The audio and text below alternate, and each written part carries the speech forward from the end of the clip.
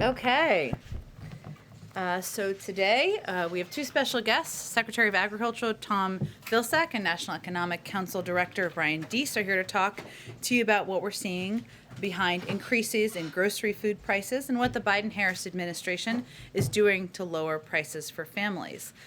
Brian will discuss the details of the data, namely that beef, pork, and poultry are the real drivers of increased grocery store bills, and that there's an underlying corporate consolidation problem with meat processing giants that we need to address so that families can pay lower prices at the grocery store and farmers and ranchers can earn more. And Secretary Vilsack will discuss the actions our administration is taking to build back a better food system, which includes stepping up antitrust enforcement, investing in small businesses, workers, and a more competitive supply chain, our efforts to get ahead of climate-related disruptions, and the need for legislation to make cattle markets more transparent and fair. And they'll take a few questions.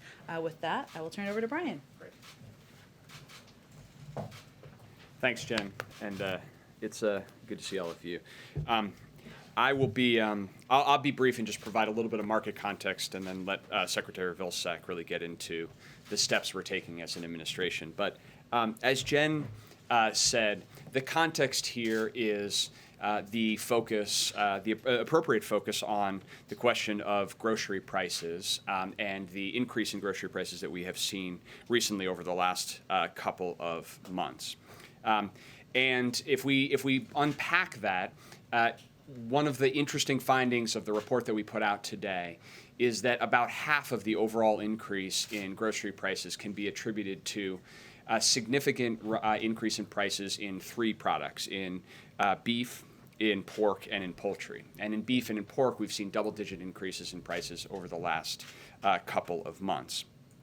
In fact, if you look at the category that is grocery prices, what economists call food at home, so food that is being purchased to eat at home, in a number of areas we've seen, if you take out those three categories, we've actually seen price increases that are more in line with historical norms. And we've seen some categories, for example, fresh fruits and vegetables prices have actually declined since the end of last year. And if you look at a category of prices like eggs, obviously a similar supply chain, similar input and feed costs to poultry, the price of eggs has actually come down over the last couple of months. The real drivers in these three areas, these three proteins. If you look at that market, the thing that is striking is across beef, poultry, and pork, significant consolidation in those industries. So anywhere from 55 to 85% of the market is controlled by the top four producers in those industries. And so when you see that level of consolidation and the increase in prices, it raises a concern about pandemic profiteering, about companies that are driving price increases in a way that hurts consumers who are going to the grocery store and also isn't benefiting the actual producers, the farmers and the ranchers that are growing the product. The report that we've outlined today details that in these industries, the four top companies in these industries have seen record or near record profits in the first and second quarter of this year, and seen near or approaching record gross margins as well. So we have a story of a consolidated industries with companies that are generating record profits and then driving price increases for consumers without passing on those benefits to the underlying producers. So this raises for us one of the issues that was core to the president's direction to all of us and his entire cabinet to focus on ways that promoting more competitive practices and more competition across industries could actually lower prices for consumers and benefit middle-class families. And so with Secretary Vilsack in the lead, we have been focused on steps that we can take as a federal government to try to drive more price transparency, encourage greater competition in this sector in an effort to help ranchers, help farmers, and help consumers at the grocery store as well. This is part of the president's competition executive order that he signed a few months back. We'll be holding the inaugural meeting of the President's Competition Council on Friday, at which this will be one of several issues that we will discuss about promoting greater competition across the economy. But these steps are important, and this effort is important because we're trying to also shine a light on the fact that these price increases that are affecting consumers are not happening in isolation, and that companies are making decisions to drive these price increases. At the end of the day, what we want to do is work with industry to try to generate better outcomes for end consumers, better outcomes for farmers. We think the steps that we're taking today can help move us in that direction. So without further ado on that, I want to pass it over to Secretary Vilsack, who will talk about those steps that he is leading on behalf of the administration. Brian, thanks very much. It's good to be with everyone today. Basically, the Department of Agriculture sees this as basically two functions, two responsibilities. Goal number one is to make sure that farmers get a fair return for their efforts and their capital investment. And the second goal is to make sure that when consumers go to the grocery store and at the checkout counter, they get fair prices. And the reality is today that farmers are losing money on cattle, on hogs, and poultry that they're selling at a time when consumers are seeing higher prices at the grocery store, and as Brian alluded to, the fact that there are now record profits or near record profits for those in the middle. So part of this is a function of consolidation and concentration, and we've learned during the pandemic that this is also a resiliency issue. When there was a major disruption in processing capacity because there are so few processors, we saw significant disruption at the marketplace as well. So this administration is focused on four major steps to try to take action in this area. First, strengthening the current regulatory system that we have, our Packers and Stockyards Act, to make sure that we are identifying and holding people accountable for unfair and discriminatory practices. And that regulatory changes are now being undertaken as we speak. Secondly is to make sure that there's adequate price discovery in the market. Because there is such consolidation, there is very little cash transaction that takes place in this market, and so it's very difficult to determine whether or not the prices that are being paid to farmers are fair. And so we are producing studies, recently a couple of studies to provide more price discovery. Certainly want to work with Congress in their efforts legislatively to pass legislation that will expand the capacity for us to have information. Third, we want to make sure that when people go into the grocery store and they see things that are labeled a product of the U.S., we want to make sure that consumers fully understand and appreciate precisely what that means or what it doesn't mean, and whether people are taking advantage of whatever value-added opportunity that might present to increase price. And finally, expanding processing capacity and maintaining the small and very small processing facilities that are dotting the landscape today. We provided additional resources to keep those small processing companies in business recently by announcing about $150 to $160 million of assistance and help. And we have put together a $500 million effort to work with states and local governments as well as nonprofit organizations and the livestock industry to look for ways in which we can finance expanded processing capacity. We're doing this at the same time that agriculture is confronted not just with the issue of concentration and consolidation, but also the impacts and effects of severe weather, which are linked in part to climate. Whether it's forest fires or drought or hurricanes, obviously that's also causing a disruption. And as we build this broader processing capacity, we also want to build a more resilient food system. And right now, we're deeply concerned about the impacts and effects of drought on these beef prices and pork prices and poultry prices, because it could lead potentially to people having to sell their herds because they can't simply afford the cost of maintaining them, particularly in the western part of the U.S. For that reason, we've looked at a number of different steps to try to provide help and assistance to deal with the drought. And today we identified yet another way in which we can provide help and assistance. Historically, we've always provided resources to farmers to be able to pay for the cost of hauling water to their facilities. If they had a situation with a drought and they needed to access additional water, there's a cost associated with that, and we helped to defer some of that expense.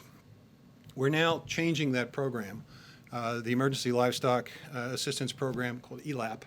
We're now changing that to include also assistance and help for transportation expense for feed.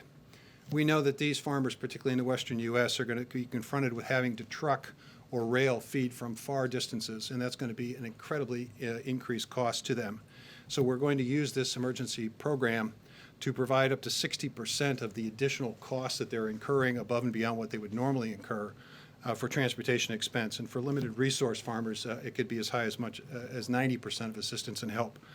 And the goal here is to focus on those areas that have been designated serious drought areas, D2 for 8 consecutive weeks or D3 or greater. The hope is that by providing this resource, we'll be able to make it easier for farmers to stay in business and therefore not basically create more disruption in the market. So a combination of focusing on concentration and consolidation, as well as making sure that we continue to look for ways to make the system more resilient, are steps that we're taking pursuant to the President's directive. Okay, go ahead. Thanks, Jen. Mr. Secretary, Brian, could you guys please go back to this pandemic profiteering that you mentioned? You said there are up to 85% of the market is controlled by the top 4 industry big names. So are these the companies that are that you suspect of profiteering right now? Forgive me if this is an ignorant question. What are these companies? Who are they? What are the top 4? And what specifically are you seeing as it relates to this profiteering? Sure. Let me just start, and then and the Secretary should jump in. I think so. With respect to the data, if you look at the beef industry, for example, the top four meat processors control 85% of the market. That's in contrast to I mentioned the issue of eggs earlier, where a far less concentrated. The top 4 processors there control about 30% of the market. And what we've seen is that those four companies, we get details. It includes JBS, Tyson. It's in the report that we put out. Those companies have seen record or near record profits in the first half of this year, and that has coincided with a period where we've seen disproportionate increase in prices in those segments. And that actually is driving about half of the increase in overall grocery prices, in overall food and food at home prices.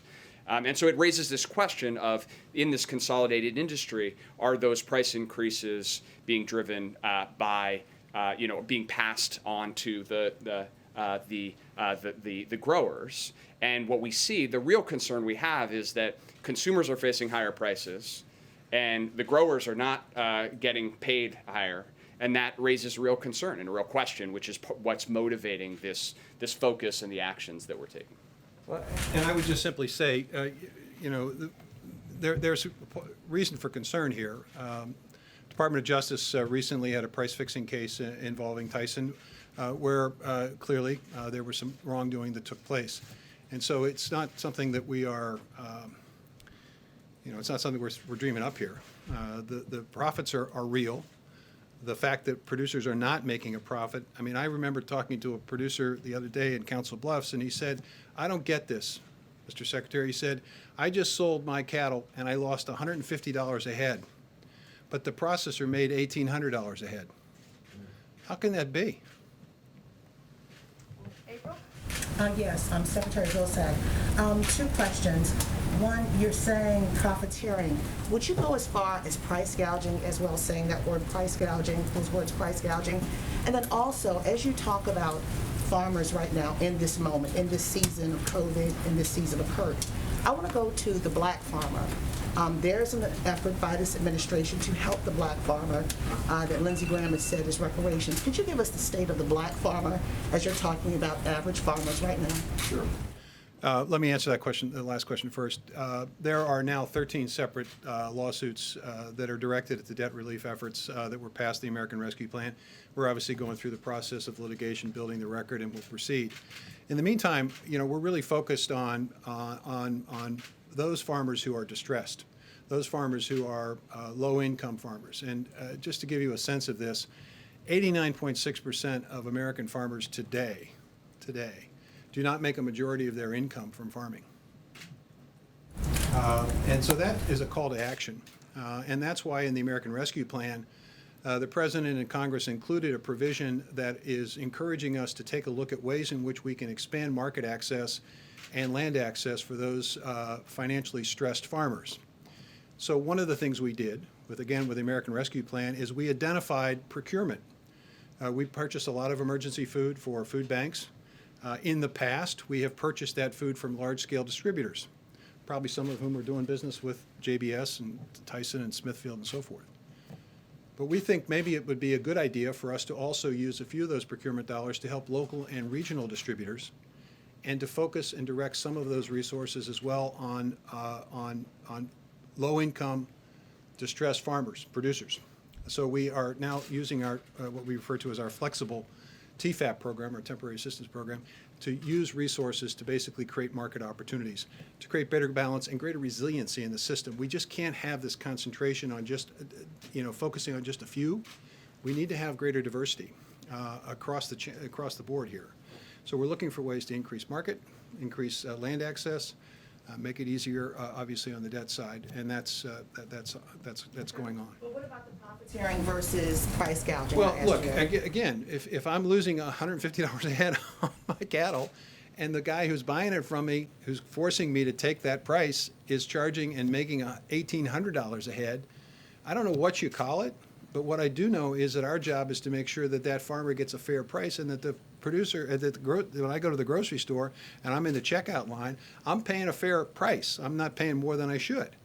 And right now, because of the concentration, we have two issues here. One, we have the issue of fairness, and two, we have the issue of resiliency. Any one of these facilities, whether it's a cyber attack in JBS or whether it's COVID basically shutting down some of Tyson's facilities, it causes disruption in the market. We need a much more resilient system. Trevor? One for each of you. Brian, for you, how did you integrate climate into this decision? I think meat production and consumption is one of the leading greenhouse gas emitting areas of the economy, and don't higher prices kind of disincentivize that kind of behavior? And then for you, Secretary Vilsack, we asked you this in May, but where are you on the Twin Metals copper mine decision? Are you going to allow that? Or are you going to block that? Sure. Yeah, so on the first, the goal, and just to pick up on something that the Secretary just said, our goal here is to work with industry to get to a better outcome that ends up with a fair outcome for consumers and a fair outcome for American farmers. And when the lack of competition doesn't benefit, that we want to work with industry, because actually the lack of competition also leads to resiliency issues. And one of the things that we've seen, I mean, we all have experienced in this pandemic, is that a serial underinvestment in the resilience of supply chains, coupled with consolidation in particular industries, left our economy extraordinarily vulnerable. And we continue to live with the consequences of that. And so, in that context, we think it's pretty important not only to address the very practical issue that Secretary Vilsack is describing about the market dynamics, but also to remind everybody that we just lived through an extraordinary period of time where demand for these products was sustained by extraordinary government action. Incredibly appropriate to make sure that food insecurity and other basic human needs didn't fall off during this pandemic, but at the same time, going back and to borrow a phrase the president drills into us every day, without building back better to a more resilient system, puts all of us at risk. On the question, and resilience is also important with respect to the realities of a climate-affected world and a climate-affected country, and those involve the kind of investments that Secretary Vilsack was talking about in having more resilience against the reality of more frequent and severe extreme weather events. But also transitioning our agricultural system to be part of an effort to actually reduce emissions across the board.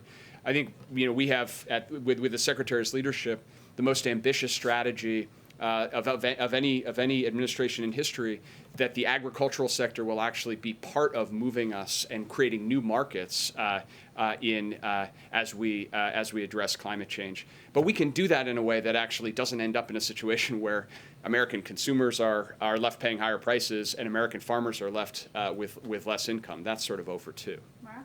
Yeah, you mentioned the. Oh, I'm sorry. I just want to underscore that point, and then I'll answer your Twin Metals point. The fact that we can create new revenue streams for these farmers by conversion of agricultural waste into a variety of products basically will mean that farmer gets a fairer return, a broader return, more return on his or her investment, and that consumer gets a decent price at the counter. That's not that is a possibility. It's a real possibility in this administration. With the passage of the reconciliation bill and the Build Back the Infrastructure bill, we'll have the resources to be able to create that kind of new opportunity. On Twin Metals, we continue to wait for the Department of Interior. They have to issue a legal opinion before we know what direction we need to take at USDA. It's conditioned upon the DOI. We're waiting for the DOI. Yeah, you mentioned that DOJ has a price fixing case against Tyson. How much of the profiteering and the lack of competition do you think is illegal, and what are you going to do about it? Well, so I want to be very clear that the president's executive order directs the Department of Justice and the FTC to train their enforcement on potential illegal activities, including price fixing and price gouging. We're going to leave that to the enforcement agencies. That's their appropriate role, and not for the White House to interfere with. What we are focused on here is policy issues that can actually help to get at the underlying issue of concentration. So, for example, the investment that Secretary Vilsack was talking about in encouraging more entrants, more small and new entrants into this market. That's the kind of step that we can take to help encourage more competition and help reduce the likelihood that concentration leads to the opportunity for those type of illegal activities. But with respect to the specific enforcement issues, both as they've resolved or as they may be ongoing, we would leave that to the FTC. Sense of how much of this problem is illegal, regardless of the enforcement and what DOJ is going to do about it. I'm just asking you, is it like 10%, 50%? How much of this consolidation and profiteering is illegal in your mind? Right. Precisely because I'm going to leave those investigations to those agencies. I'm not going to speculate on. I'm not going to speculate on the work that they have undergoing. What I can tell you is that we believe this is a problem. We believe that this is a problem that's affecting consumers and farmers alike, and we believe that there are concrete steps that we need to take and that we can take to try to help improve. Thank you. Mr. Secretary, farmers want you to reverse the Trump administration's decision to dissolve GIPSA. So there is an independent agency that can focus on promoting competition and fair trade practices instead of being buried into AMS. Are you going to reestablish GIPSA?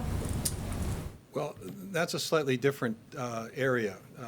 The GIPSA basically takes a look at grading grain and things of that nature. Okay, it's not really into the packers and stockyards area. What farmers really want us to do is what we are doing, which is to enforce the packers and stockyards and strengthen that. That's the vehicle by which you can determine whether the poultry tournament system, for example, is fairly compensating poultry farmers, or whether there is a circumstance where packers are discriminating or unfairly treating producers. So that's our focus right now, is making sure that the Packers and Stockyards Act is strengthened. We're going to continue to do the grading necessary to make sure that people understand what a grade 2 corn is and that meets a certain standard. I don't think you necessarily have to reinstitute GIPSA to do that, but you do have to focus on the Packers and Stockyards Act. When GIPSA was disbanded, you know a lot of farmers were very concerned. Are you saying you think that they can operate stronger the way it is structured under AMS than it was before Trump? They can operate stronger when you have the enforcement tools and mechanisms with the Packers and Stockyards. That's what's been missing. It isn't so much the structure or where within AMS this would still be within AMS. It would just be a mission area within AMS. It isn't that. That's not the issue. The issue is, what tools do we have if there is an unfair practice taking place, or if there's a discriminatory practice, if the poultry system is not treating poultry producers fairly, what tools do we have? Right now, we don't have very strong tools. We are strengthening those tools so we can call out bad behavior. Thank you. Hey, Brian, just to broaden it out a little bit, between the EO public comments, some letters you've sent, you guys have made clear you want, on the enforcement side of things, to be more aggressive than they have been in the past. Are you and the President comfortable that the enforcement arms of these agencies have been as aggressive as he wants them to be? And I guess secondly, there's some sense inside the White House that just taking this posture may preemptively cause companies to lower prices or be more willing. Have you seen any tangible results tied to that?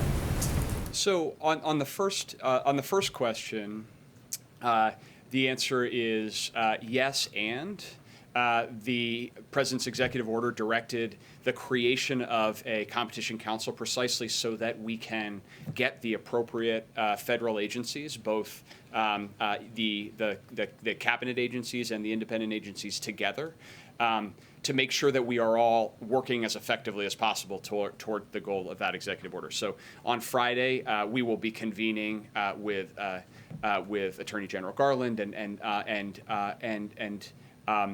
a number of the other relevant agencies to discuss steps that each agency is independently taking, but then how these all work together. And the truth is that just that information sharing is incredibly important because some of these issues that we're talking about here are intimately related to logistics and transportation issues. So the steps that Secretary Buttigieg is taking, the Department of Transportation, with respect to our ports and our trucking and logistics, you can't effectively solve these issues without having that cross-functional approach. So we'll continue to do that and continue to stay focused at the President's direction on making sure that we're living up to the commitments on the executive order. With respect to your second question, certainly we believe that it's long overdue to have a clear public focus on competition and enforcing antitrust statutes. It's probably been some time. I don't know, ever. It may be the first time ever that GIPSA was issued from the podium at the. But some time to have the Secretary of Agriculture stating a priority, the enforcement of the Packards and Stockyards Act, and we believe that does send an important signal to the market, and that these steps in the aggregate send signals. Certainly, we've seen some. We've seen some instances. There's been some mergers that you and others have covered recently. So I think that we're hopeful that by making clear that this is a priority, that we can bring industry together to more constructively try to solve these issues, and including ultimately the decisions that private companies will make. All right, we can do about two more. Alex. Maybe the Secretary can speak to this. Do you have a sense of when these moves will be felt by consumers and sort of trickle down into lower prices? Because these are problems that are pretty systemic and have been going on for a while. And then I have a question for Brian about the economy overall. Well, there's no question that our intent is to try to get these processing plants and projects going very quickly. We've already been able to identify a couple of projects that would be helped by our resources, and so I think you will expect to see at the end of this year and early next year some progress there. That's going to send a strong message, to Brian's point, to the industry that there's going to be competition, and they're going to have to respond and react to it. So the hope would be that they respond accordingly, and that, again, farmers get fair prices and the consumers are getting fair prices at the grocery store. On the economy, the White House has long been promoting these very strong projections for the growth of the economy. This week, though, Goldman Sachs downgraded its projections for the economy. So has the White House overpromised? Are you at all concerned that you've set expectations too high at this point? So it's a good question. And I think it's also one in which the private forecaster that you mentioned downgraded its forecast. But even with the downgraded forecast, growth in 2021 would be the strongest that we've seen in decades. So what we are seeing, I think, is the record and historic strength of this recovery.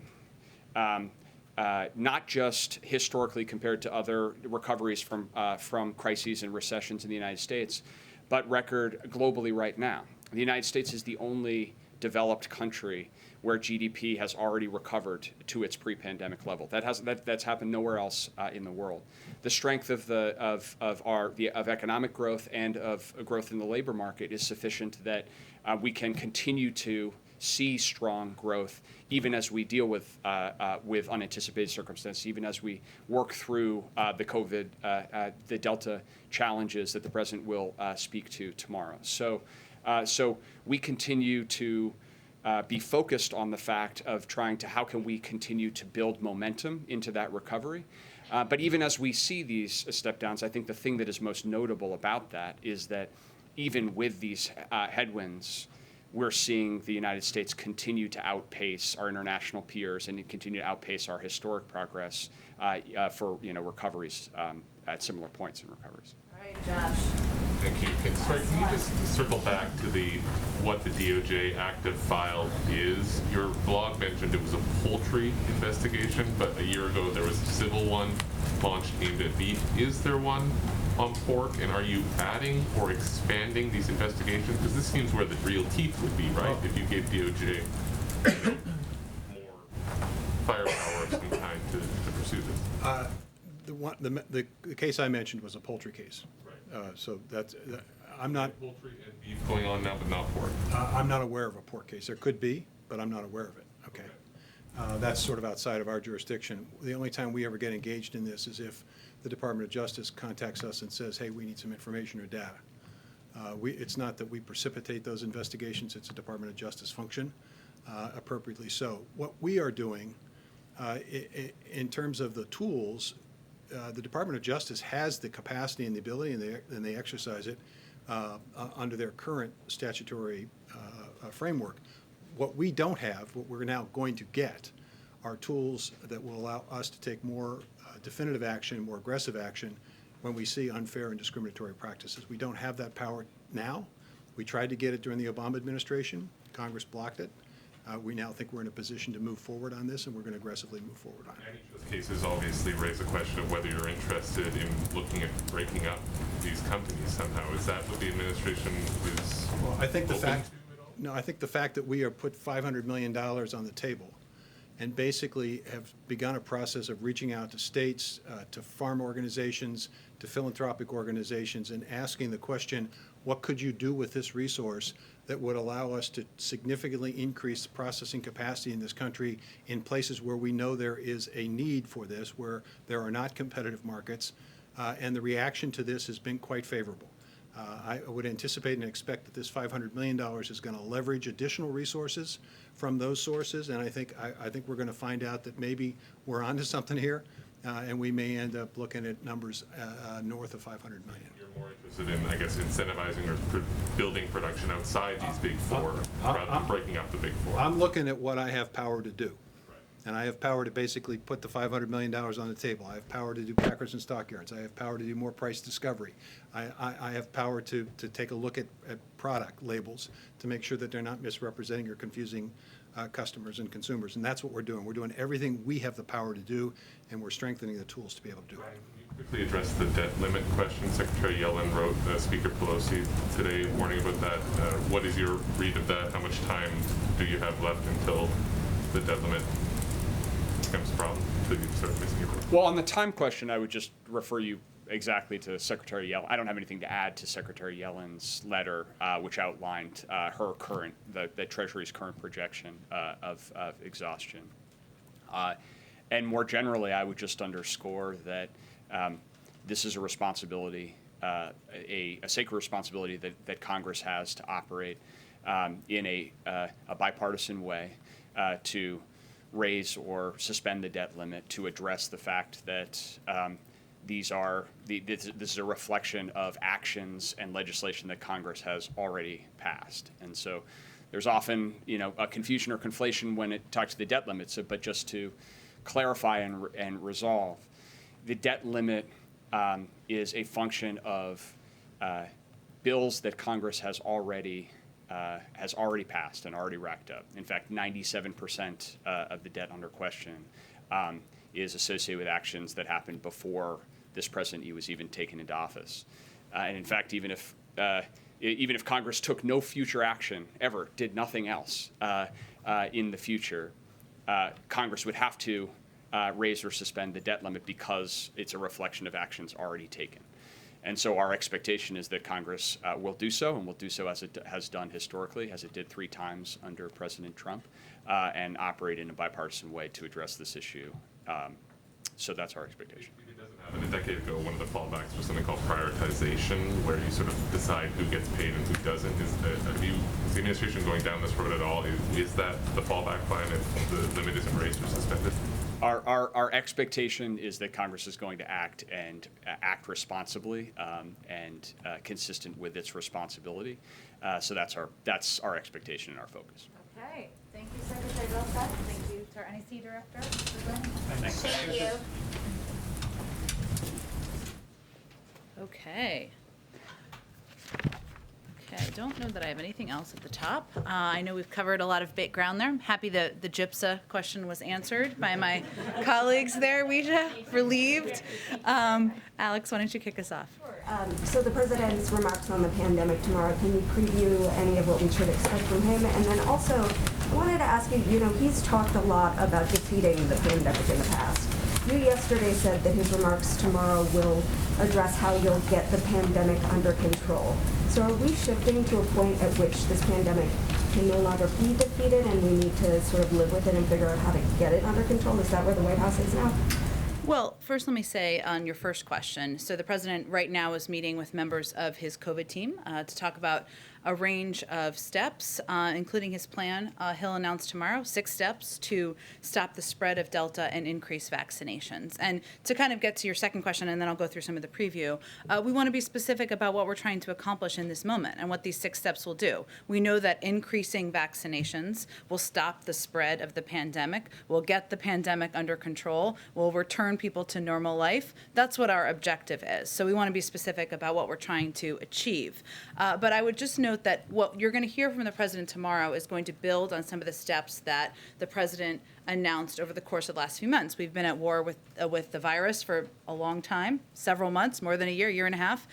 We've been at war with the Delta variant over the course of the last couple of months. And just to remind you of some of the steps that we've announced new government mandates on DOD, our military forces, NIH, the VA, the Veterans Affairs, Department of Veterans Affairs, folks who are serving on the front lines on the health roles in that department. We've also incentivized additional mandates, whether it is in healthcare facilities, nursing homes, and others. And we've also lifted up and incentivized private sector mandates because we've seen that they have been effective. We've also deployed over 700 surge response teams across the country and work closely, again, with the private sector to institute more requirements on vaccinations.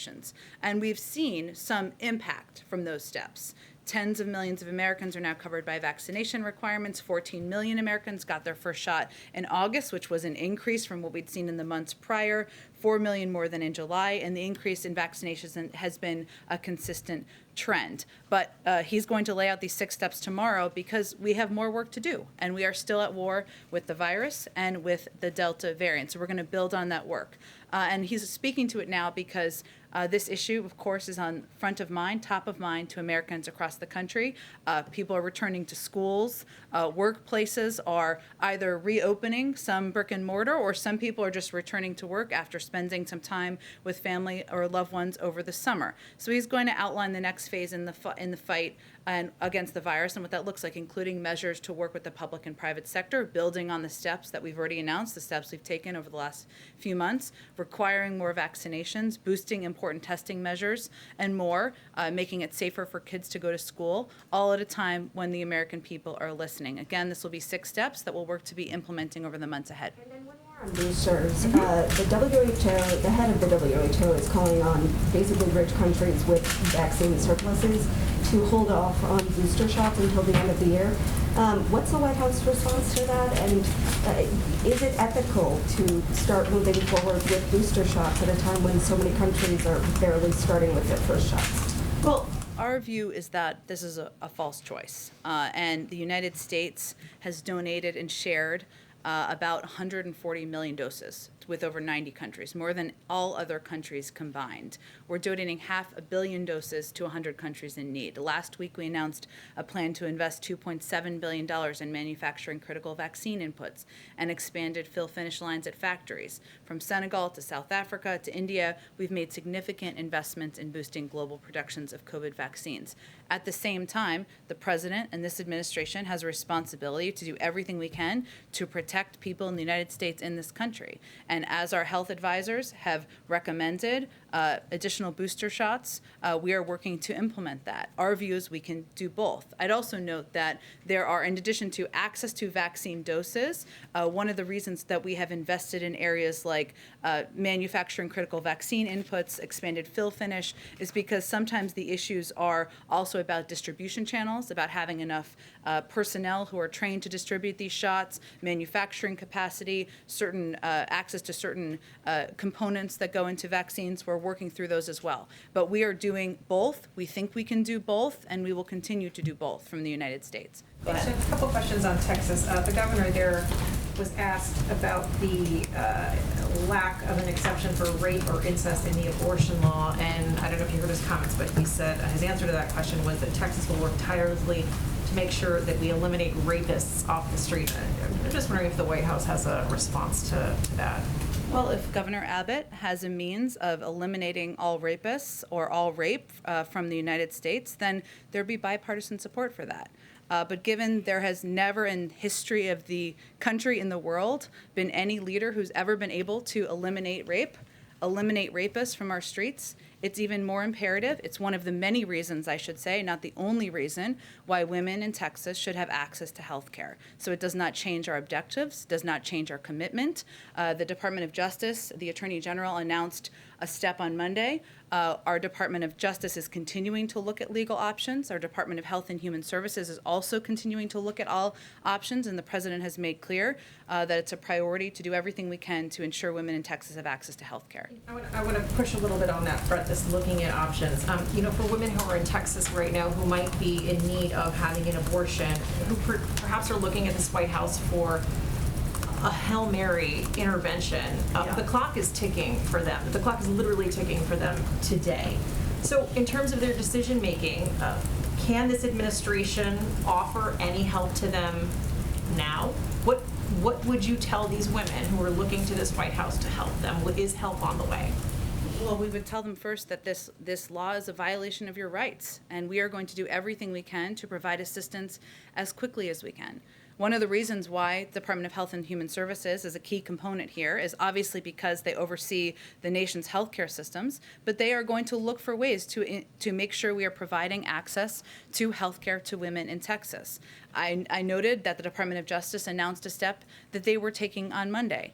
Clearly, this law this bill that was signed into law is something we strongly oppose, and there's an urgency to looking for and announcing actions to help women now. And certainly we understand that women are looking at their choices right now, today, tomorrow, last week, and we are hopeful we will have more to convey to them directly. But in terms of tangible help that's on the way, would the White House support the FDA lifting restrictions on mifepristone, the so-called abortion pill? This is a decision that the FDA has to make on their own based on science. And certainly we believe in the independence of the FDA to make these decisions, and we know that there are a number of advocates who have called for that, but we'll leave that decision to the FDA.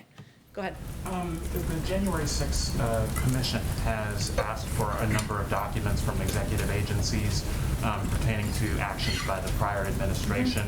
I believe the deadline for complying with that is tomorrow.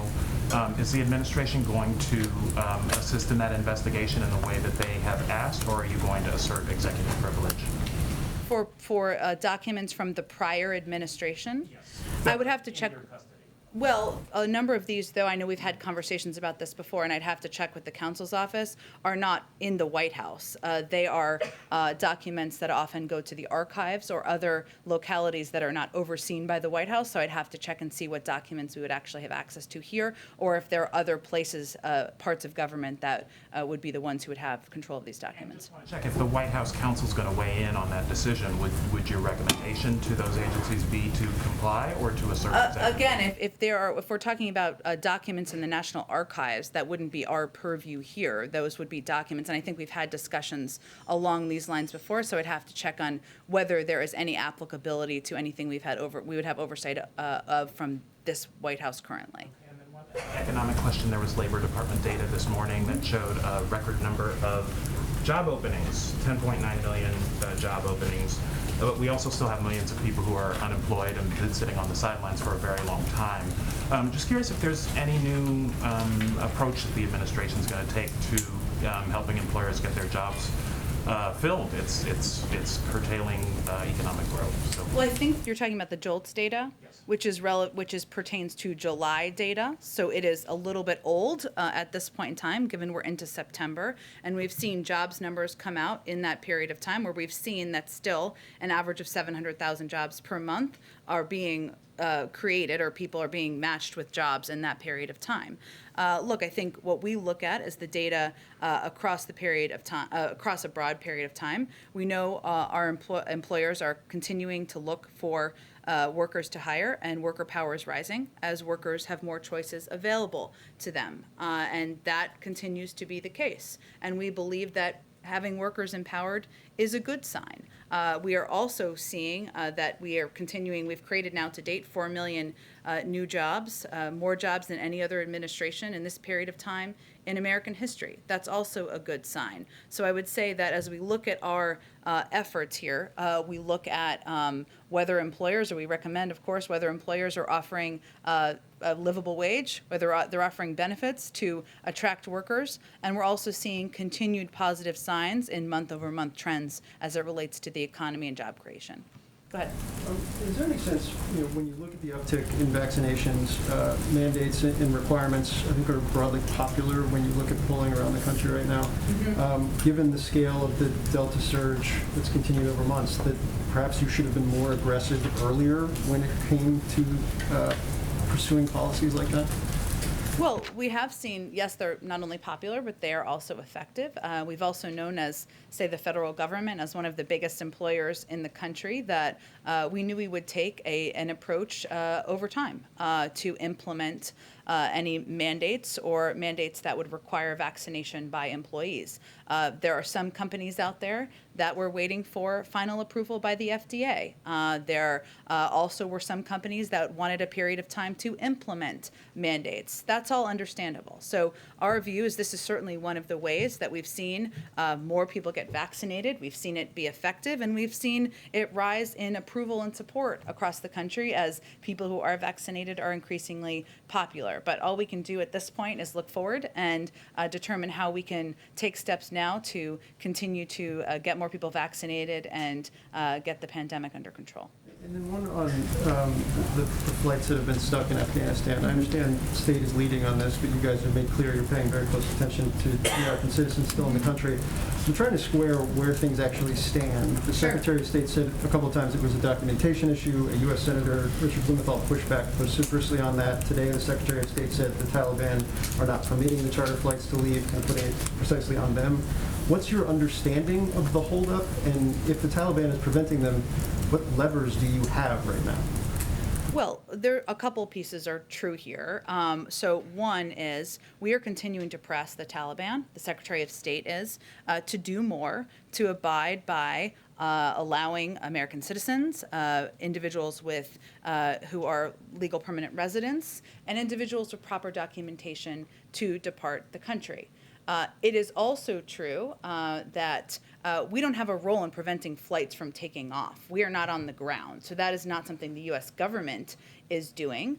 But at the same time, some of these planes and some of the issues is where are they going to land? So a number of these planes, they may have a handful of American citizens, but they may have several hundred individuals where we don't have manifests for them. We don't know what the security protocols are for them. We don't know what their documentation is. And there is a fundamental question, and this is one of the hard choices you face in government. Are we going to allow a plane with hundreds of people where we don't know who they are, we don't know what security protocols have been put in place, to land on a U.S. military base? And there are reasonable questions, justified questions, I think, as to why we wouldn't do that. And so right now there are some charter planes that are taking off. We do have to make evaluations about the safety and security and protocols in place as planes are landing on military bases. And there are some challenges as it relates to documentation, where a number of people may not have documentation, some for good reason, because they're trying to depart Afghanistan. But that is something we're working through.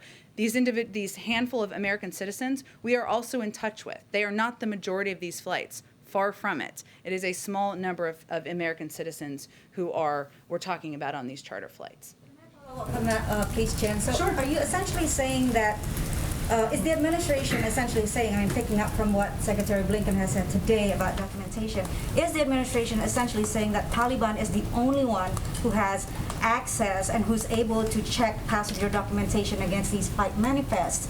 And if so, what is stopping the U.S., for example, from sending personnel over there to do this job and to allow these passengers to leave on the flights? I understand they're not all Americans, but many of them are Afghan allies. Well, none of that is what I said or what the Secretary of State said. So let me try again. So there are the flights. We obviously don't have personnel on the ground. That's correct. We don't.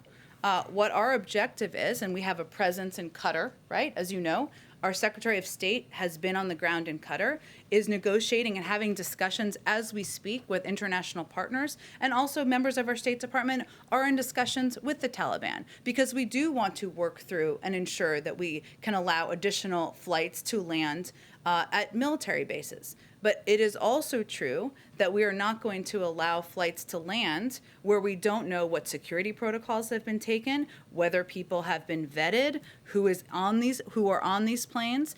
And I don't think the vast majority of American citizens want us to do that either. So right now, we are working through this process, and we are also in touch with the American citizens who are on these flights or who are in the vicinity, which are a very small number, to work through getting them out of Afghanistan. We are committed to that. We absolutely want to do that. We've already evacuated a handful of people, and we're continuing to work through. Now, things that will make it much easier for certain are if Qatari Airlines, we're working with them to see if they can get flights up and operational, more efforts to get individuals evacuated over land. We're working through all of these components, and it's the reason why the Secretary of State is on the ground in the region discussing and negotiating as we speak. Okay, we're going to keep going, Vijay. Go ahead, Vijay. Go ahead, Vijay. I think I answered your question. Go ahead, Vijay. Thanks, Jen. I wanted to follow up on the President's speech tomorrow. Sure. You mentioned schools and private sectors as two areas of focus, but you've also been very, firm in maintaining independence between the federal government and what schools and the private sector does. So tomorrow, should we just anticipate the President to say much of what he's already said, to urge those entities to take action, or will there be something new that's actionable? There will be new steps the President announces tomorrow, absolutely. And will any of those new steps influence the average American's day-to-day life? Should we expect any new mitigation recommendations, as an example? It depends on if you're vaccinated or not. Go ahead. It's possible that there's something new. There are six steps the President's announcing. There will be new components, as I noted and you noted. Some of that will be related to access to testing. Some will be related to mandates. Some will be related to how we ensure kids are protected in schools. And we'll have more. We'll preview more tomorrow as all the pieces are finalized. But there will be new components that sure will, of course, impact people across the country. But we're also all working together to get the virus under control, to return to our normal lives. And I know many people, I'm sure, are looking forward to hearing what the President has to say. And then just one quick follow-up on timing. We're just a few days away from September 11th. Do you have any update on when the DOJ might release those FBI documents related to the investigation?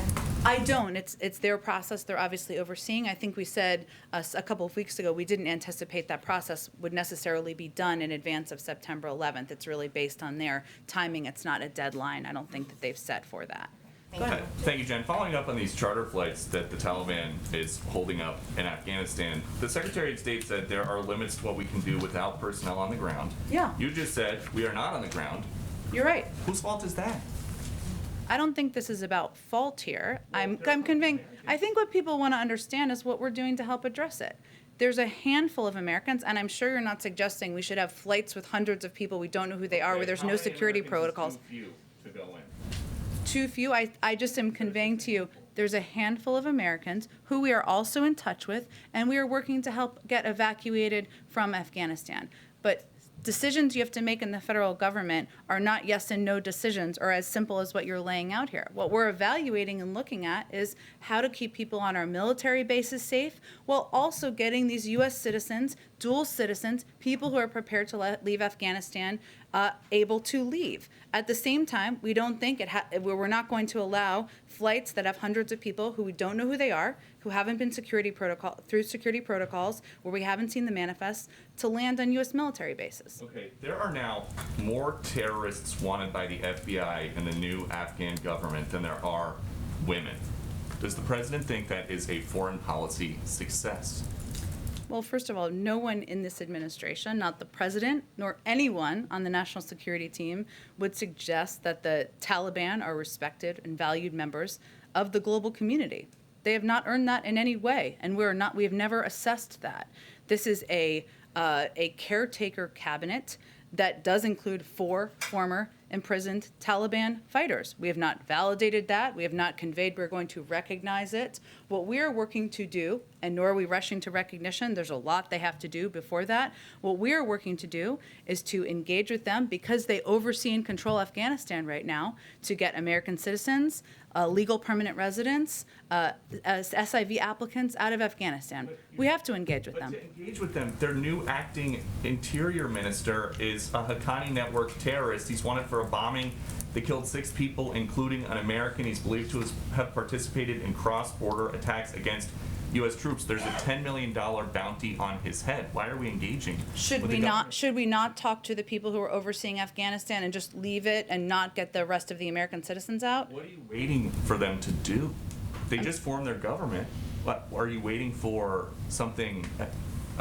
Waiting for what? You're saying that we're not going to rush to recognition. That means that there could be recognition. As we've said many times, the international community is watching. The United States is watching. It's whether they let people depart the country who want to depart, whether they treat women across the country as they have committed to treat them, and how they behave and operate.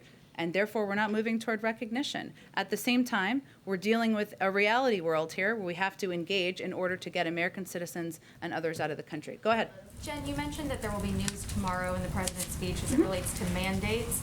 Should Americans expect more similar government mandates like what we've seen with agencies and the federal workforce, or would this be in a different category?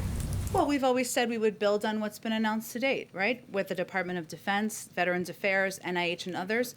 And I expect you'll hear more from the president on that tomorrow. We also believe that the private sector has a role here, and you'll hear more from the president on that as well. Will he set any new goals or benchmarks tomorrow, or is that not viewed as a very useful tool anymore, given vaccinations are lower than they were compared to earlier this year when those were what was maybe driving some of that? Well, the president's still working through his speech, and our objective and our goal is to vaccinate more people so we can reduce the spread of the virus. But I'd also note, before we compare now to 6 months ago, or when the president came into office, there were about a tiny percentage of people who were vaccinated.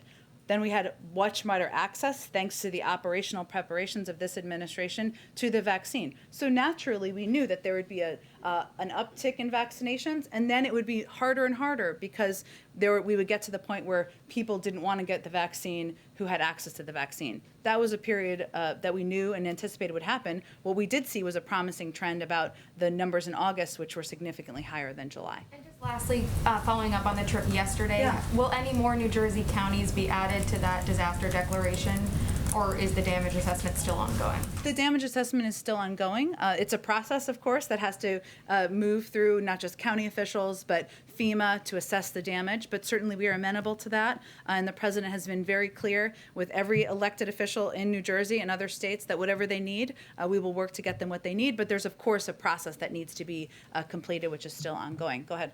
One follow-up on Texas and abortion, and then another on reconciliation. Can you say if the White House supports the Women's Health Protection Act, and if not, why not, since this is a bill that would codify Roe v. Wade, which you've said is a priority for the White House?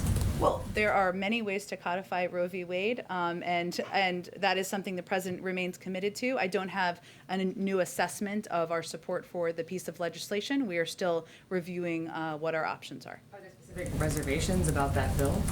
We're still looking at whether that's a vehicle we're going to support, but we still support codifying Roe v. Wade. And there are reports that Senator Manchin will only support as much as $1.5 trillion in a reconciliation package. Has the president spoken to Senator Manchin, or does he have plans to? And would the White House accept a $1.5 trillion plan? Well, first, Senator Manchin, of course, continues to be a very important partner to the president and the president's agenda, and we fully expected that there would be a range of negotiations in private. Sometimes they spill out into the public, and that is what is happening as we speak around components of the package. But we also know that this is a process that's ongoing, one that we just lived through over the summer, where there were many times where the agenda was called dead and it turned out it wasn't.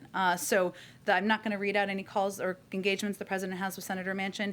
We engage with him on a regular basis from a senior level, including with the president, and we are looking ahead to getting this bill passed and moving it forward. 1.5 trillion. Again, I'm not going to negotiate from here. What the president is encouraged by is agreement about the need to lower costs for working families, from prescription drugs to child care to the cost of college to elder care, on the need to tackle the climate crisis, and on the need for corporations and the wealthiest Americans to pay their fair share in taxes. I would also note that whatever the size is, it's not actually accurate to call it any of these sizes, 1, 1.5, 2, 3.5. This is going to be paid for. That is something the president is committed to, something Senator Manchin has called for as well. And the real choice right now is whether you're going to lower costs for people in this country on elder care, child care, cost of college, or whether you're going to prevent or allow the wealthiest Americans and corporations to continue to pay the tax rates that are hardly fair moving forward. I've been told you have to wrap. Okay, go ahead. In an attempt to clarify the White House's position on the debt limit, Yeah. following up on my friend Josh's Sure. question. So in her letter today, the secretary said that the extraordinary measures would run out sometime in October. Is it the White House's wish that, well, is it the White House's expectation that Congress will act by the end of September, by September 30th? Well, our expectation and hope is that they act in advance of the money running out, yes. So you expect then that the line is drawn, that September 30th is the deadline that this White House is setting? Well, I would be clear that in the secretary's letter, she also conveyed that because of the fact that we don't have all of the information at this point on inflows from taxes that come in mid-September, they didn't give an exact date. But yes, of course, our objective is to raise the debt limit before it becomes a crisis. Yesterday, the president said that he intended to see wildfire damage when he heads west. Do you have any more information you can share on that? He will see wildfire damage. I know we are eager. You're all eager. I'm eager to get it announced, to announce the details of his trip. That will be early next week. We hope to have those in the next 24 hours. Okay. I think I have to wrap up, but let me do one more. Okay. On Yeah. the reconciliation Yeah. legislation on healthcare, does the White House believe President Biden and Democratic lawmakers will ultimately have to make a choice between expanding Medicare benefits and shoring up the Affordable Care Act, particularly to stay under the overall price tag? And if there is a choice, what would President Biden choose? I certainly understand your question. I think you probably can predict what I'm going to convey to you is that there are a range of discussions and negotiations between a broad swath of the Democratic caucus right now, and I'm just not going to negotiate or weigh in from here on this particular question. Quick question. Can the White House confirm that it has asked appointees from the last administration to resign from various boards, including the West Point Advisory Board and the Naval Academy Board, and why? Yes, we have. And the president's objective is what any president's objective was to ensure you have nominees and people serving on these boards who are qualified to serve on them and who are aligned with your values. And so, yes, that was an ask that was made. Is there any concern that because a lot of these appointees do go across administrations, that there is a risk of politicizing these traditionally non-controversial positions? Well, I will let others evaluate whether they think Kellyanne Conway and Sean Spicer and others were qualified or not political to serve on these boards. But the president's qualification requirements are not your party registration. They are whether you're qualified to serve and whether you're aligned with the values of this administration. Thanks, everyone. And a follow-up on the story about Dr. Fauci yesterday in The Intercept. The doctor